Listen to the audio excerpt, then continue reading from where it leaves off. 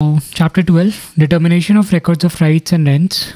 The state government may make an order directing that a survey be made by revenue officer, Section 80.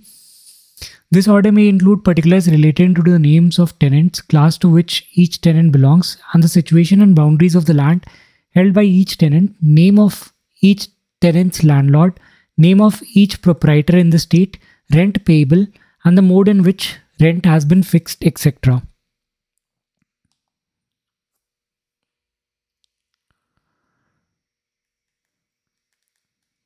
The state government may make an order to a revenue officer for the purpose of settling disputes existing or likely to arise between landlords, tenants, and proprietors regarding the use and passage of water. The revenue officer shall publish the draft of record of rights in prescribed manner and for the prescribed period.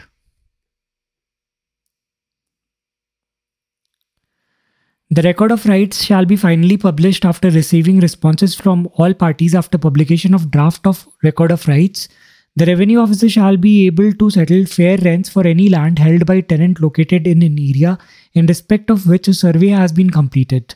If issue arise during the settlement of rent, the revenue officer shall be able to decide those issues and settle the rent accordingly. A suit may be instituted before the revenue officer in the case any dispute arising between different parties after final publication of survey of record of rights by the revenue officer. However, the revenue officer may transfer any particular case to competent civil court for trial. Section 87. A note of decision made in any case referred above shall also be made in record of rights.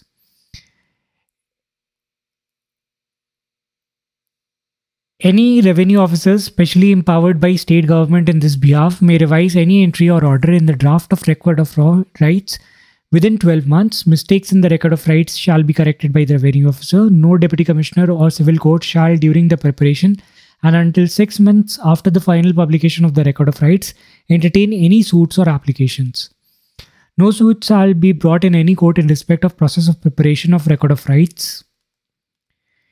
In framing a record of rights and in deciding disputes under this chapter, the revenue officer shall give effect to any lawful agreement or compromise made or entered into by landlords and his tenants. Section 96. When a rent is settled by a revenue officer, it shall take effect from the beginning of the next agricultural year after the date of the decision fixing the rent. Where a direction has been given before commencement of this Act for the record of any right of any kind mentioned in Bengal Tenancy Act 1885, such direction shall be deemed to be legally valid. Paradial conditions and communication and records thereof. Section 101 to 117.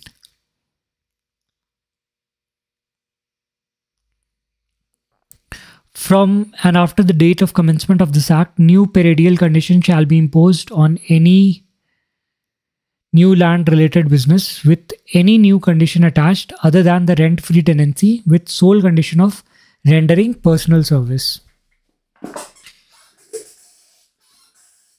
When the original condition of a land-related business are not determined, the same shall be subject to local customs and usage.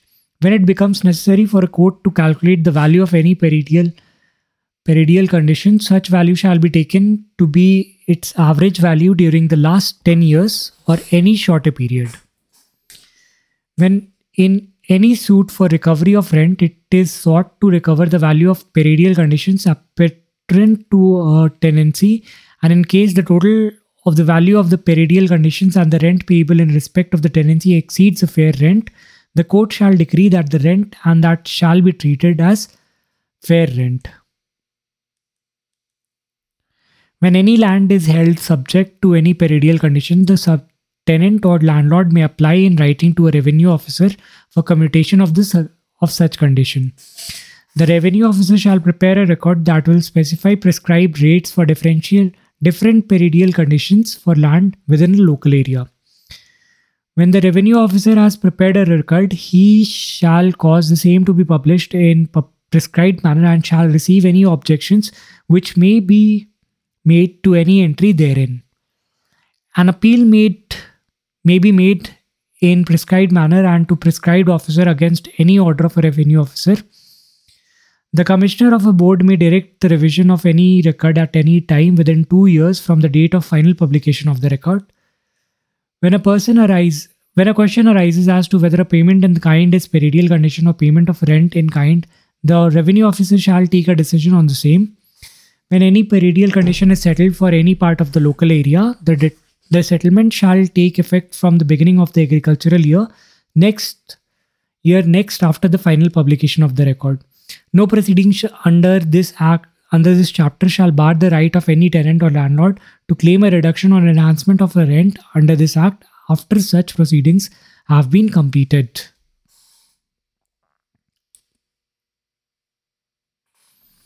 Now, Chapter 14, Record of Landlord's Privileged Lands, 118 to 126. The following lands shall be treated as landlord's privileged land, lands which are cultivated by the landlord himself with his own stock or by his own servants or by hired labor, or are held by a tenant on lease for term exceeding 1 year.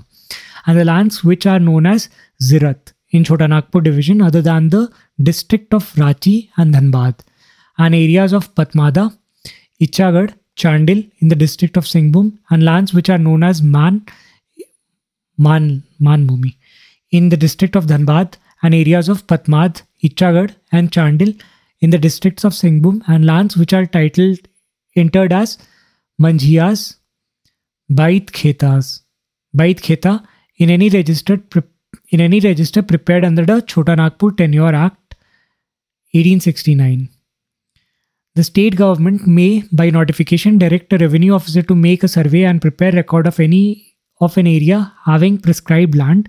During the process of preparation of the records, the provisions of Section 83, 84, 87, 88, 90, 95, 96, so far as they may be applicable, shall apply to such records in the same way.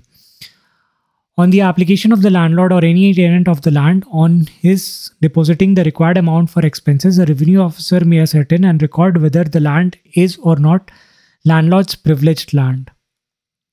Where any land in the village is entered as Manjhiyas, Bait Khet in any register, the same shall not be recorded as being any landlord's privileged land.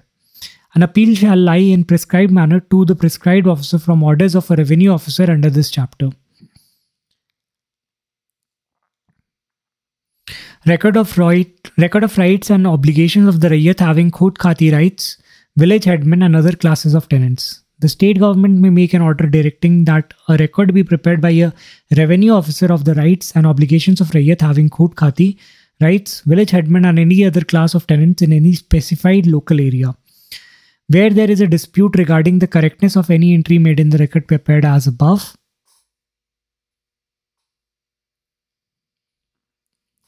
regarding any incorrect omissions therein, a suit may be instituted before a revenue officer at any time within 3 months from the date of certificate of the final publication of the record, when a record of right and obligation of Raiyats having Khud Khati rights have been prepared under this chapter for any local area.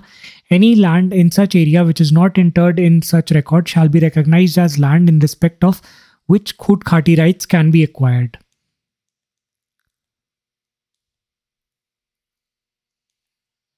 Judicial procedure in matters cognizable by the Deputy Commissioner. The Deputy Commissioner may hold a court for hearing and determining suits and applications under this Act in a place within the local limits of his jurisdiction.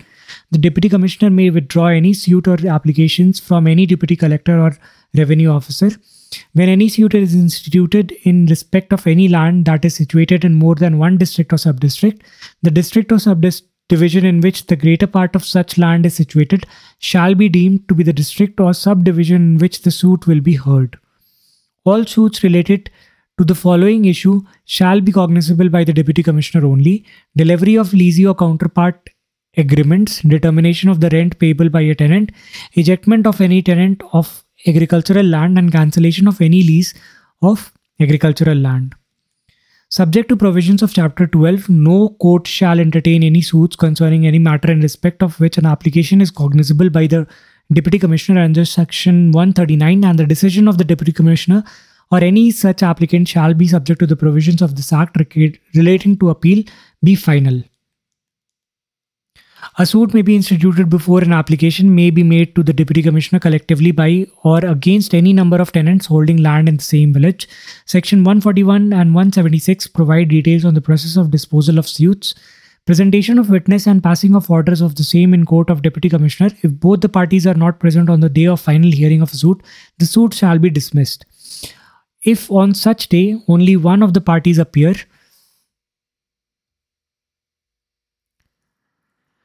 the suit may be tried and determined in absence of the other party upon such proof as may be then available before the court. The Deputy Commissioner may, in respect of a suit or any other proceeding before him, cause a local inquiry in respect of the matter in dispute to be made any officer subordinate to him or by any other person whom the Deputy Commissioner may deem fit. When in any suit before a Deputy Commissioner, whether a landlord or a tenant, the tenant or a third person pleads that the right to receive the land of the land or tenure cultivated or held the tenant belongs to such third person on the ground that the third person has actually received and enjoyed such rent before and up to the time of the institution of the suit, such third person shall be made a party to the suit. Suit for ejectment of non-occupancy rayyat, cancellation of lease of any tenancy, arrears of rent. Any landlord desiring to eject a non-occupancy rayyat on the ground that he has failed to pay an arrear of the rent or to cancel the lease of an tenant on account that the non-payment of the arrears of the rent may sue for ejectment or cancellation and for the recovery of the arrears in the same suit. In all cases of the suit of the ejectment of non-occupancy rayyat of the non-payment of the arrears of the rent or for cancellation of a lease for non-payment of arrears of rent, the Deputy Commissioner shall specify in the decree that amount of the arrears, any interest applicable on the same, and cost of suit that are required to be paid. A non-occupancy rayyat against whom an order of eviction has been made shall be entitled to cut the crop grown on him by holding before the order for eviction is passed. If the landlord fails to grant lease for a period of 3 months after the date of decree grant lease to a rayyat, the Deputy Commissioner may grant the lease to him under his own signature. An application for execution of a decree passed by the Deputy Commissioner shall be entertained up to a period of 3 years from the date on which the decree has been passed. Exemption from attachment and sale. The following items shall be exempted from attachment and sale in execution of any decree or order passed by a Deputy Commissioner: wearing apparels, bedding of the judgment, debitor, his wife, and his children.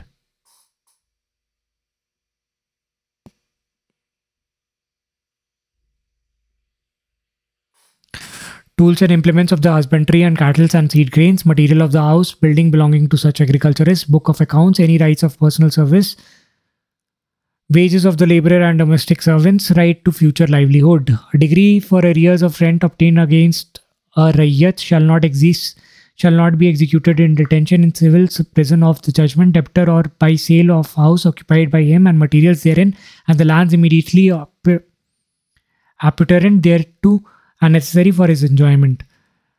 When any judgment debtor has been discharged from the civil jail, he shall not be imprisoned a second time under the same decree or order.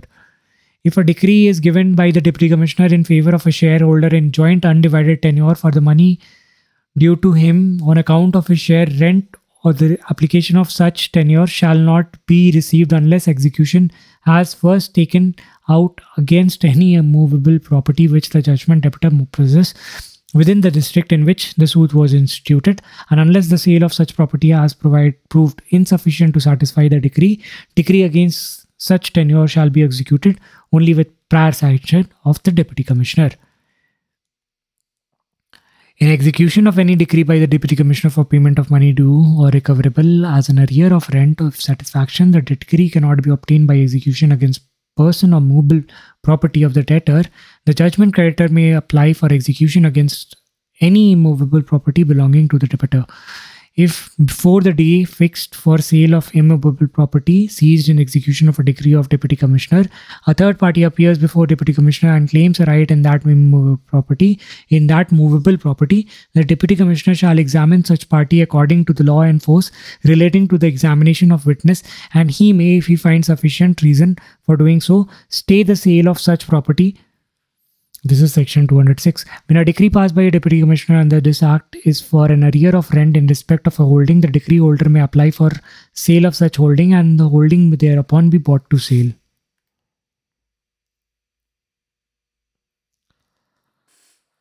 If after the sale of holding in pursuance of the above section, any portion of the sale amount is left over or the holding of the portion cannot be sold under the section by reasons of decree not being a decree for a year of rent, process may be applied for against any other property, movable, immovable, belonging to the judgment debtor.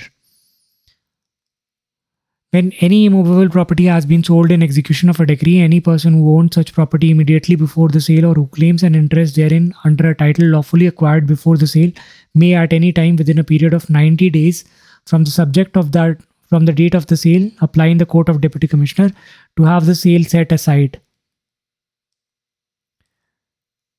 Section 215, 216 have details with regards to the process of making appeal to the Judicial Commissioner against some orders of Deputy Commissioner. In case of appeals decided by Deputy Commissioner, the Commissioner may call for the case and pass such orders thereupon he may think proper. Section 220, 223 contains details relating to the procedures of appeal in Court of Judicial Commissioner against the order of a Commissioner. A second appeal may be made against any appellate decree passed by the Judicial Commissioner or any order passed by him on appeal under Section 215 on the ground that the decision being contrary to some usage having the force of law. If in respect of the same case, some appeal has been made presented to Deputy Commissioner and other to the Judicial Commissioner, the Judicial Commissioner may transfer all appeals to his own court. The provision of Rule 22 of Order 41 of the first schedule of the Court of Civil Procedure 1908 shall, so far as applicable, apply to all appeals under this Act against decision of Deputy Commissioner or of a revenue officer. That'll be all for this chapter. We'll be continuing with chapter 17, 18 and 19 in the next video.